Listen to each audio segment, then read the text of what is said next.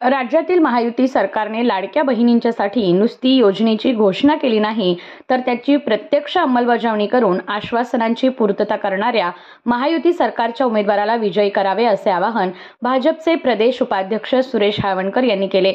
इचलकरंजी विधानसभा मतदारसंघातील महायुतीमधील भाजपचे उमेदवार राहुल आवाडे यांच्या प्रचारार्थ खामकर हॉल बंडगरमाळ येथे कार्यकर्ता संवाद मेळावा पार पडला। त्यावेळी सुरेश हावणकर बोलत होते। भाजपचे प्रदेश उपाध्यक्ष सुरेश हावणकर म्हणाले, मागील 2.5 वर्षात ज्या गतीने राज्याचा विकास झाला तो आजपर्यंत झालेला नव्हता।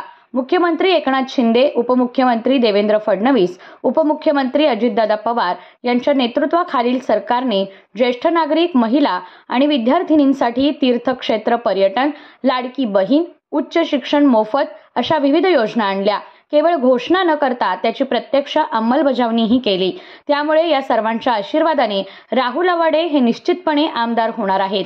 आमदार सौ शशिकला जोडले म्हणाल्या, राज्यातील तिब्बल इंजनचे सरकार गतिमान सरकार आहे।